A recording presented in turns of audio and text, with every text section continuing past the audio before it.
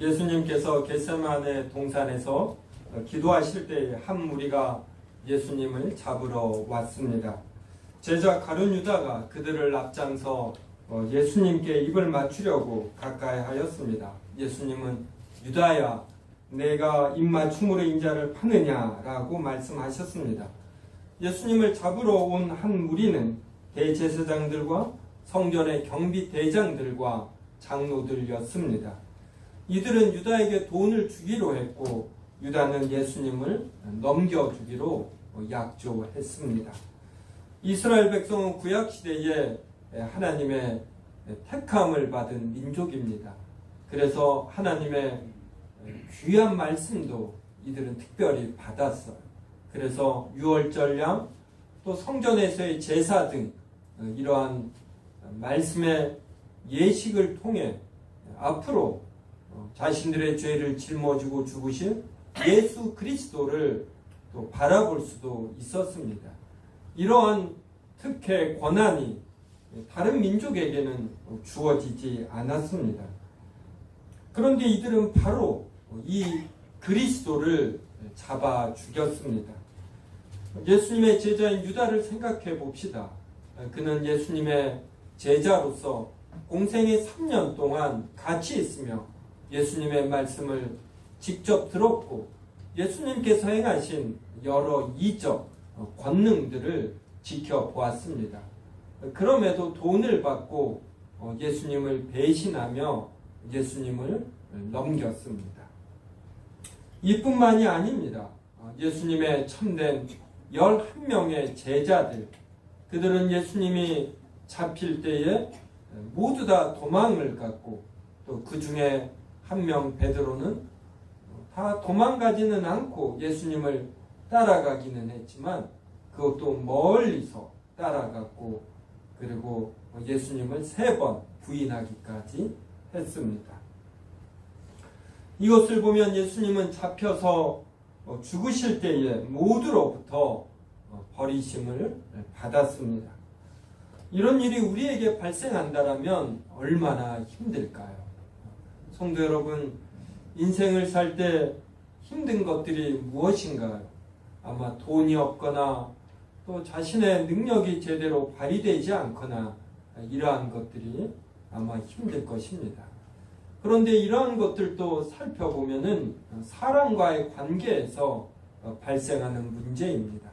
자신을 좀 더 믿어주고 신뢰해주고 기회를 주면 좋을 터인데 또 그러하지 못하고 심지어는 자신을 미워하고 특별한 이유 없이 따돌림 시키고 또 어떤 사람은 배신하기까지 하는 것입니다.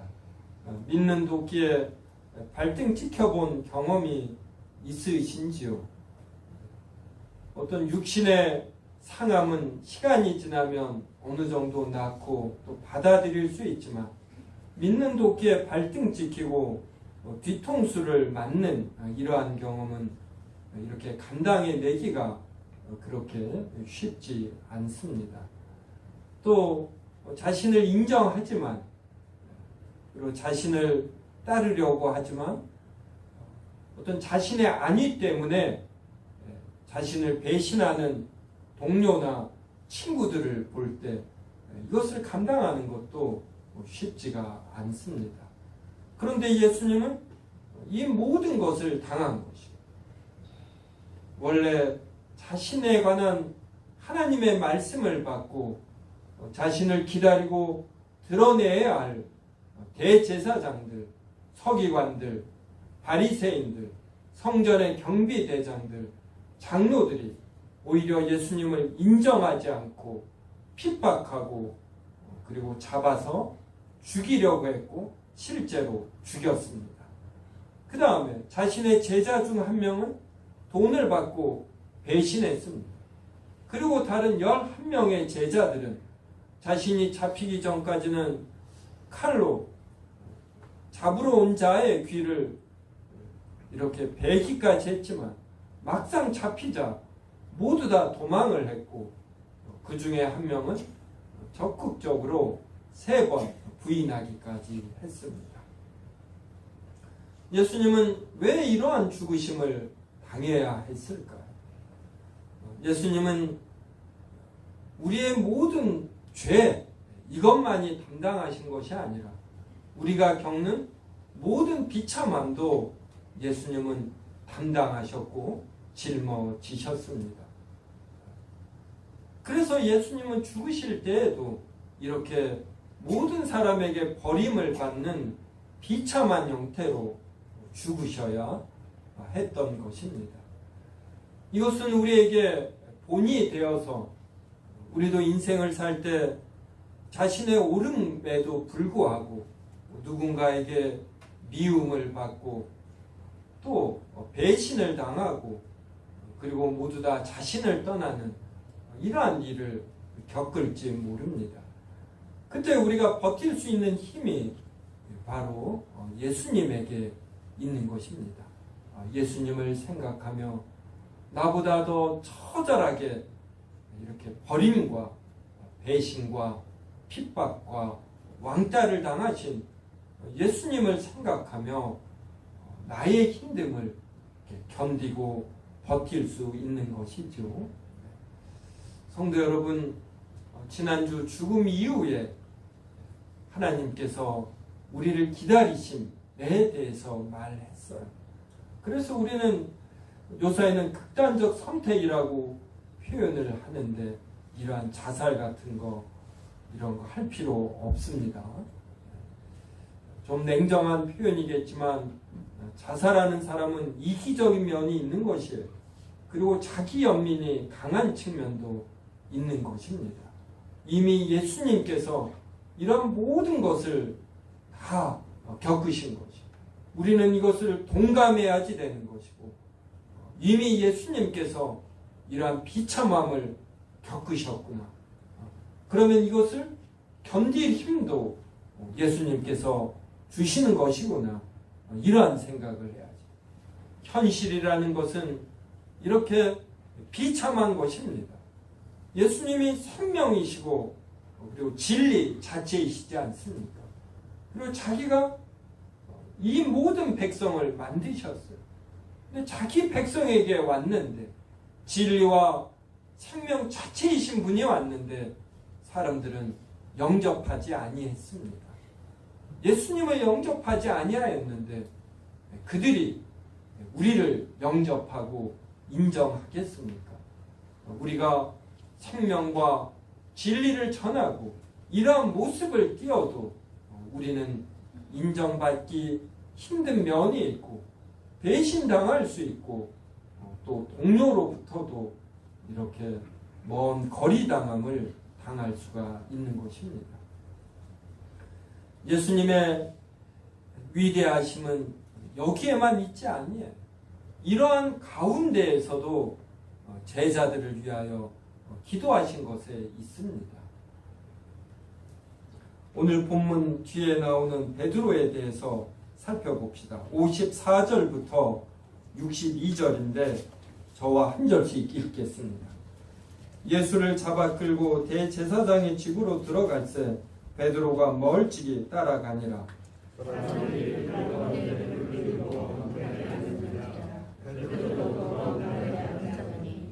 한 여종이 베드로의 불빛을 향하여 앉은 것을 보고 주목하여 이르되 이 사람도 그와 함께 있었느니라 하니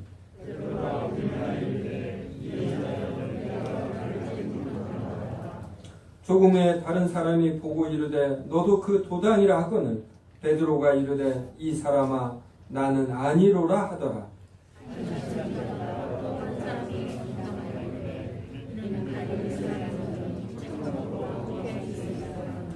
베드로가 이르되 이 사람아 나는 내가 하는 말을 알지 못하노라고 아직 말하고 있을 때 닭이 곧 울더라.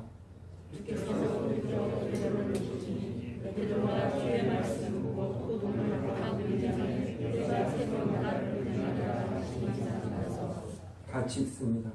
밖에 나가서 심히 통곡하니라. 베드로는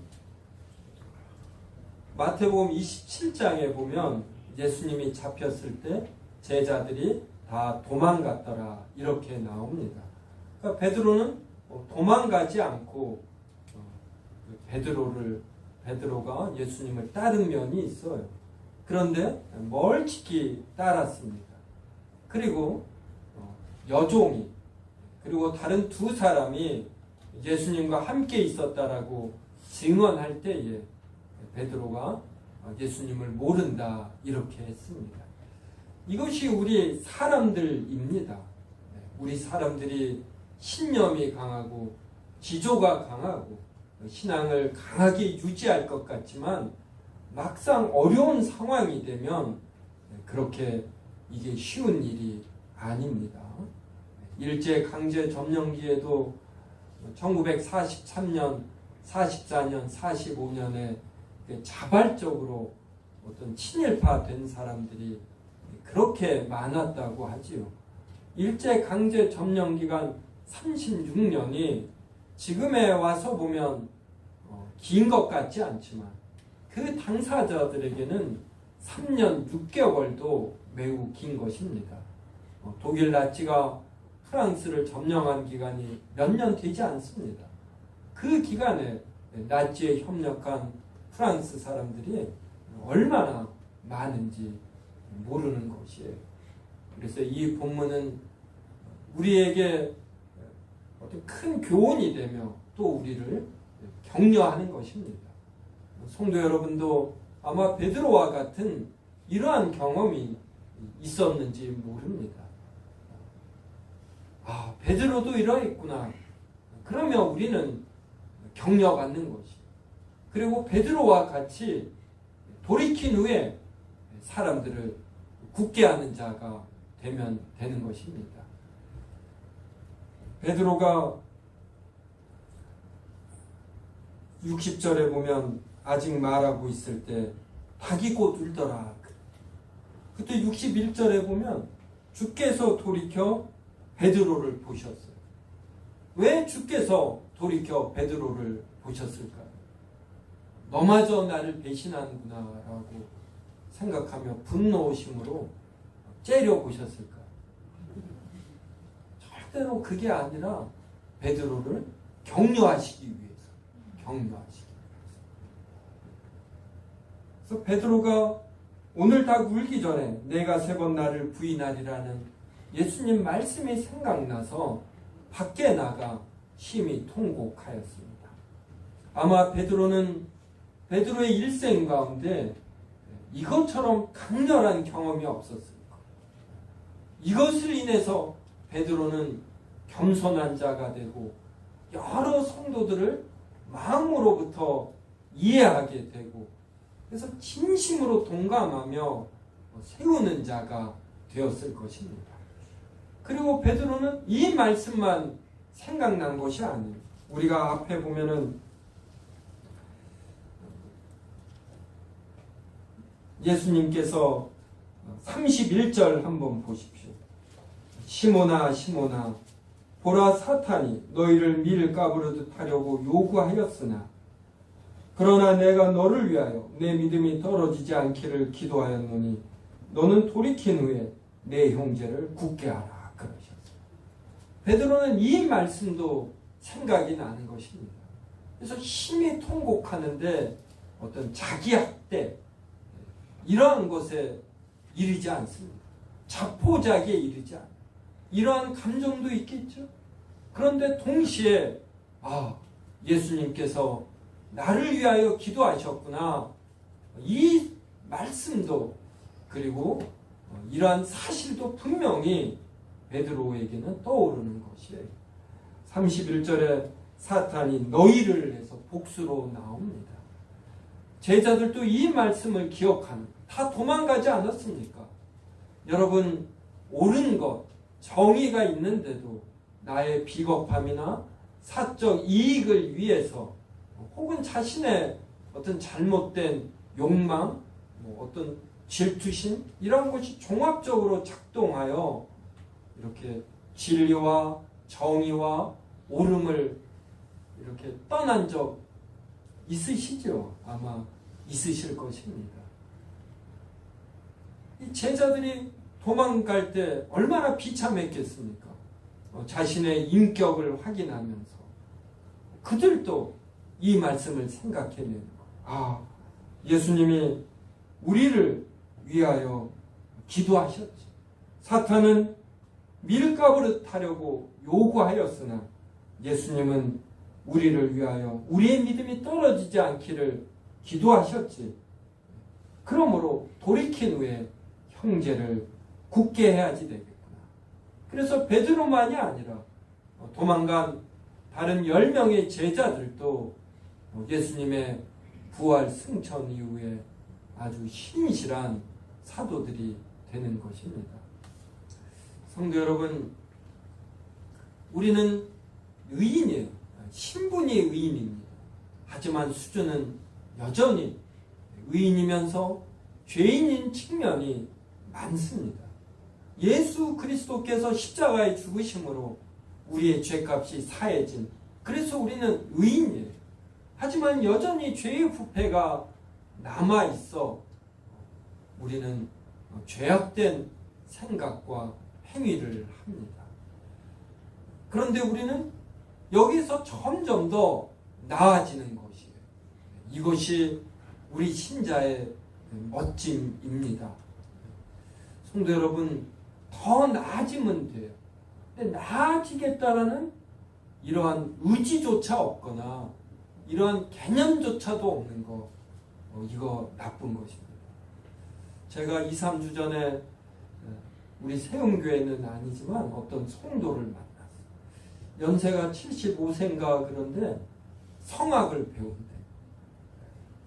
그리고 대화를 하는데 그 내용이 많아. 이 아리아를 멋지게 해보는. 성도 여러분, 저도 계속해서 여러 면에서 시도를 합니다.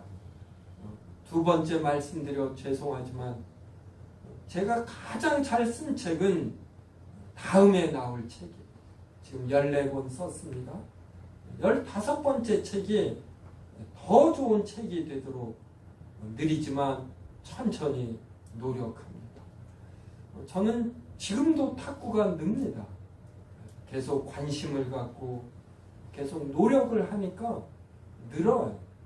그분은 아리아를 보며 아름답다고 하는데 저는 탁구의 기능들을 보면서 어쩜 이렇게 아름다운가 이렇게 생각합니다.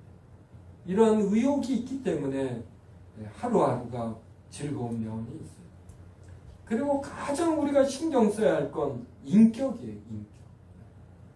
저에게는 강한 방향성이 있어서 어떤 그걸로 인한 장점도 있지만 단점도 있어요. 이것이 나이가 들어가며 관찰이 되고 강한 방향성으로 인한 장단점이 무엇인지 여러 경험을 통해서 압니다.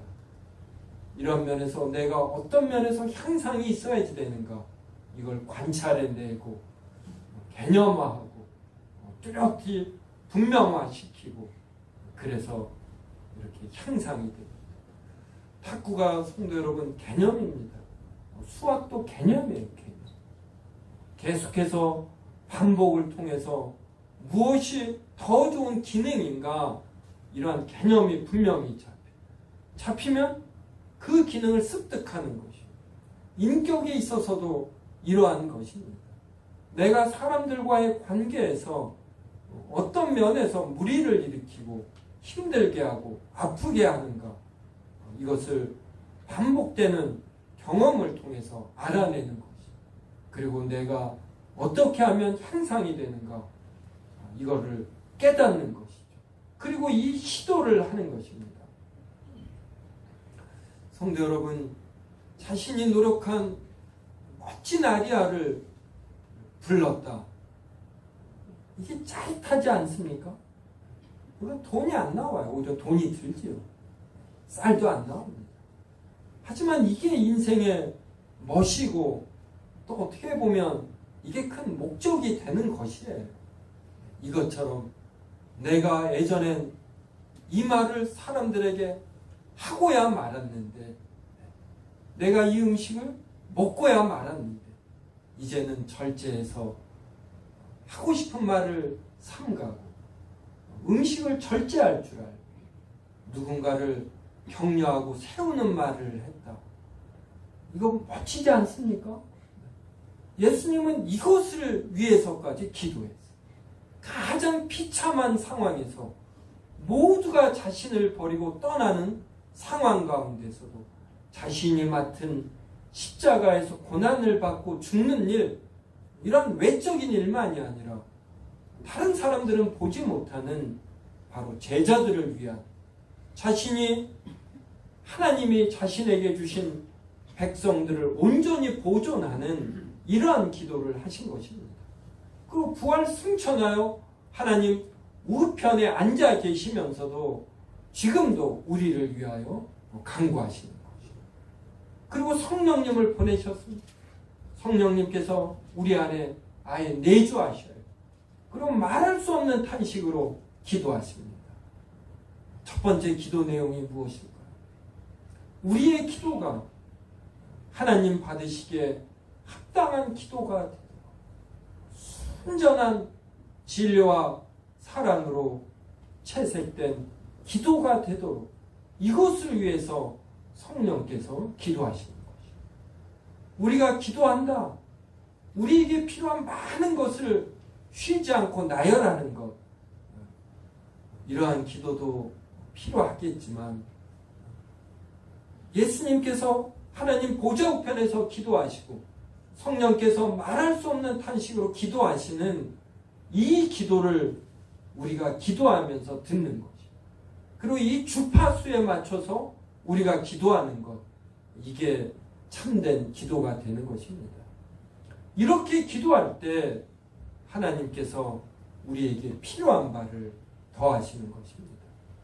그래서 우리도 예수님처럼 여러 사람들에게 탄압을 받고 배신을 받고 뒤통수를 맞고 이렇게 버림을 받을 그때에도 예수님처럼 견디고 버티는 것이고, 그리고 무언가를 위해서 나에게 주어진 어떠한 임무나 사명이나 섬김을 위해서 기도할 줄 아는 것입니다. 우리가 살펴보지 않은 성경 말씀이 35절부터 38절입니다. 저와 한 절씩 읽겠습니다. 그들에게 이르시되 내가 너희를 전대와 배낭과 신발도 없이 보내었을 때에 부족한 것이 있더냐? 이르되 없었나이다. 이르시되 이제는 전에 자는 할 것이요 나만 배낭으로 위하여 없는 자는 그것을 팔아 살지어다.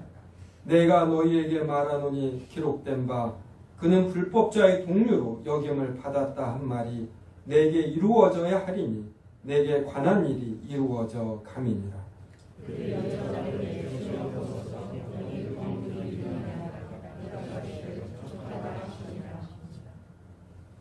37절에 그는 불법자의 동료로 여김을 받았단 말이 내게 이루어져야 하리니 내게 관한 일이 이루어져 감입니다.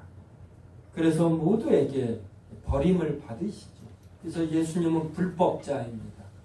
법을 지키지 않은 자 이렇게 여김을 받아 그리고 죽으십니다. 그러면 제자들은 어떠합니까? 이들도 불법자가 되는 것이에요. 핍박을 받는 것이고 본격적인 영적 전쟁이 시작이 되는 것입니다. 그래서 예수님은 이제는 전대와 배낭을 갖고 검없는 자는 겉옷을 팔아 사라고 합니다. 여기에서의 전대, 배낭, 검은 물리적인 의미로 전대, 배낭, 검 이것을 넘어서서 영적인 의미에서 영적 전투에 필요한 항목들이에요.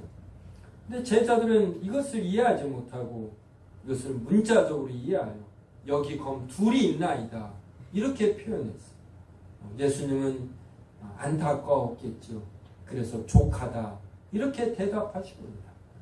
예수님을 잡으러 온 무리가 있었을 때 예수님의 제자 중 한 명이 검을 빼어 그 한 사람의 귀를 잘랐습니다. 예수님은 지금 영적 전쟁을 하는데 이걸 이해하지 못하고 물리적인 대응을 하는 것이죠. 예수님께서 우리에게 예수님의 죽으심 이후에 어떤 영적 전쟁이 치열하게 펼쳐질 것인 이것을 말씀하고 계십니다. 우리가 전투하는 교회의 일원임을 아는 것, 이것이 필요로 합니다. 지금 우크라이나와 러시아가 전쟁 중입니다. 우크라이나 백성이 이것을 모르고 여름 휴가철을 계획을 세우고, 또 유럽이 축구를 좋아하지 않습니까? 축구 리그를 기다린다면 이 전쟁은 러시아의 승리로 쉽게 끝나는 것이에요. 우리는 전대와 배낭과 검을 준비해야지 되는 것이에요.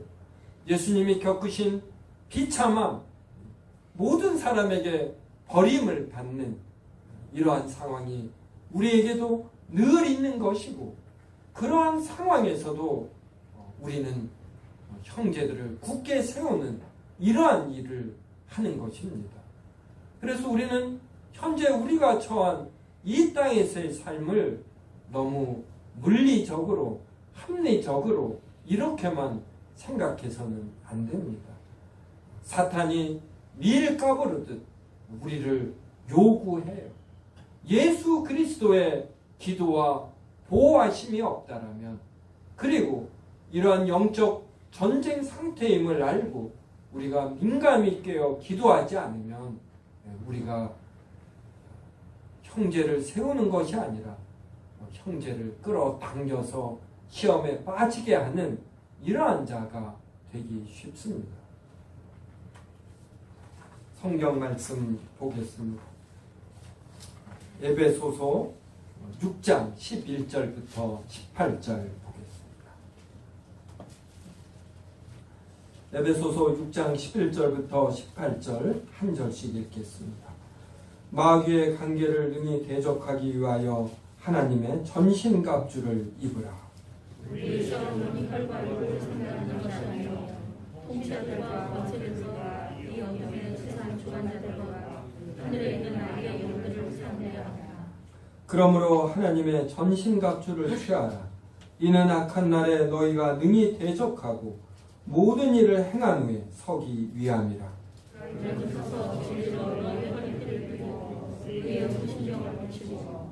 평안의 복음이 준비한 것으로 신을 신고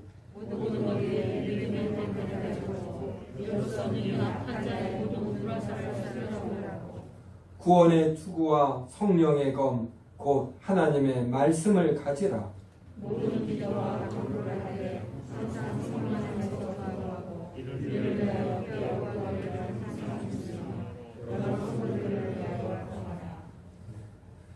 에베소서는 사도 바울이 에베소 교인들에게 보낸 편지입니다.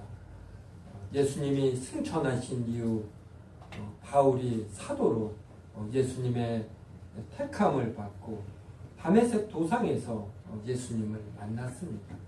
이러한 바울이 에베소 교회에 복음을 전하고, 그리고 그 후에 쓴 편지, 그래서 지금 이 시대 우리에게 적용이 되는 편지인 것입니다.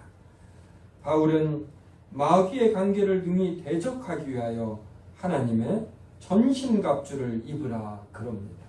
그래서 우리의 씨름은 혈과 육, 이렇게 눈에 보이는 물리적인 대상, 이러한 것이 아니라 통치자들과 권세들과 이 어둠의 세상 주관자들과 하늘에 있는 악의 영들을 상대하는 것입니다. 성도 여러분, 이러한 영적인 존재들이 우리의 적이고 이들이 호시탐탐 우리를 노리고 있다라는 이러한 생각을 해보시는지요? 이러한 생각을 한다고 해서 신비주의에 빠져 우리의 합리성, 우리의 이성, 이러한 것을 버리면 안 됩니다. 하나님께서 우리를 지키심으로 많은 일들을 우리의 합리성과 우리의 이성으로 이해하고 대처할 수 있게 하십니다. 그런데 이것은 필요한 것이지 다 충분한 것이 아니에요. 그 이면에 이러한 영적인 측면이 있는 것입니다. 그래서 우리는 하나님의 전신갑주를 취해야지. 13절에 이는 악한 날에 너희가 능히 대적하고 모든 일을 행한 후에 서기 위함이라 그랬어요. 바울도 세계 선교를 3번이나 했습니다. 이러한 일을 다 행한 후에 그가 넘어질까? 그것을 바울이 걱정했습니다. 하나님께서 바울을 높이 들어 사용하셨기 때문에 그가 교만해질까 봐 그에게 육체의 가시를 주셨습니다. 바울은 이것을 다 깨달았어요. 나에게 왜 육체의 가시가 있는가? 그리고 내가 이런 여러 일을 하다가 넘어질 수 있구나. 내가 교만할 수 있구나. 교만은 패망의 선봉이라고 잠언이 말하지 않습니까? 그래서 여러 사역을 한 후에 넘어지지 않기 위하여 그도 하나님의 전신갑주를 취했습니다. 14절에 보면 진리로 허리띠를 띠고 의의 호심경을 붙이고 평안의 복음의 신을 신고 모든 것 위에 믿음의 방패를 가졌습니다. 이로써 능히 악한 자의 모든 불화살을 소멸합니다. 악한 자의 모든 불화살. 그러니까 악한 자가 지금도 계속 불화살을 우리에게 쏘고 있는 것이고 영적인 불화살이죠. 이것을 우리가 믿음의 방패로 이렇게 전부 다 막아내고 튕겨내야지 되는 것이에요. 젖만 먹는 그러한 약한 믿음이 아니라 강한 믿음을 우리가 갖고 잘 견디고 잘 버티는 자들이 되어야 되는 것이죠. 그리고 17절에 구원의 투구 그럽니다. 그리고 성령의 검, 드디어 공격무기가 나와요. 성령의 투구까지 전부 다 방어무기입니다.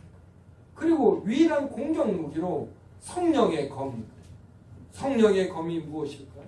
곧 하나님의 말씀입니다. 이 하나님의 말씀을 가지고 우리가 적들을 방어하는 수준을 넘어 무찌르는 것입니다. 찔러서 그들을 박살내는 것이죠. 18절에 모든 기도와 간구를 하되 항상 성령 안에서 기도하고 이를 위하여 깨어 구하기를 항상 힘쓰며 여러 성도를 위하여 구하라. 이렇게 말합니다. 성도 여러분은 성령께서 성도님에게 임재하신다. 이것을 느끼시는지요? 이것을 성경에 쓰여 있으므로 우리가 지식으로 알고 있습니다. 근데 지식으로 아는 것과 이것을 느껴서 이 느낌 안에서 행하는 것, 이것은 다른 것이죠. 아는 것과 행하는 것은 다르다. 이러한 격언도 있지 않습니까? 우리가 성령님이 우리 안에 내주하신다라는 것, 이것을 느껴야지 돼. 단순히 지식적으로 아는 것이 아니라 그리하여 우리가 힘들 때, 또 무슨 중요한 일을 할 때, 또 어떤 중요한 일을 결정할 때 그 성령님을 느끼며 기도할 줄 알아야지 돼. 이렇게 할 때까지 의사결정을 미루는 이러한 절제가 있어야지 돼. 내가 합리적으로 이성적으로 옳다고 생각이 되면 결정하고 행하는 것, 이것으로는 부족합니다. 우리 안에 성령님이 내주하신다라는 걸 우리의 온몸이 느끼고 그 성령께서 기뻐하시는 결정이라는 행동이라는 이 생각이 들 때까지 멈출 줄 알아야지 돼요. 성도 여러분, 하나님의 전신갑주 꼭 입으시기 바랍니다. 성경 말씀을 읽음이 없이 기도함이 없이 함부로 이렇게 판단하고 결정하고 행하지 마십시오. 그러면 그냥 인간적 수준 내에서 우리가 이룰 뿐이에요. 하지만 하나님의 전신갑주를 입고 기도하며 하나님의 말씀을 깊이 묵상하며 내리는 결정, 이러한 시도하는 과정들이 우리에게 풍성한 성령의 열매를 줍니다. 성령의 검은 다른 것이 아니에요. 하나님의 말씀입니다. 하나님의 진리가 다 기록되어 있어요. 우리가 이것을 기도하며 묵상하고 공부할 때 우리가 어떻게 행해야 하는지 이것을 우리가 알게 되는 것이에요. 이러한 시도를 성도님들 게을리 하지 마시고, 그리하여 어떠한 나이대에서도 더 나아지는 인격, 성령의 열매가 풍성해지는 이러한 노력, 시도, 이것을 멈추지 않는 것. 나이가 들수록 더 풍성한 열매를 거두시는 성도님들이 되시기를 주님의 이름으로 축원합니다. 기도하겠습니다. 하나님, 오늘도 우리에게 예배를 허락하시어 하나님께 찬양드리고, 그래하며 우리의 마음이 열리고 또 하나님께 간구하며 하나님께서 우리의 기도를 들으심을 느끼게 하시고, 또 성령의 검 곧 하나님의 말씀을 듣게 하시니 감사하옵나이다. 우리의 싸움이 영적 싸움이고 하나님을 대항하여 드높아진 모든 이론들을 쳐서 깨뜨리는 것임을 알고 하나님의 말씀을 배움에 게으름이 없게 하여 주시옵소서. 더욱 기도함으로 우리 안에 성령께서 내주하심을 느끼고 그 성령 하나님께서 기뻐하시는 기도를 할 줄 아는 우리가 되게 하여 주시옵소서. 예수님의 이름으로 기도드리옵나이다. 아멘.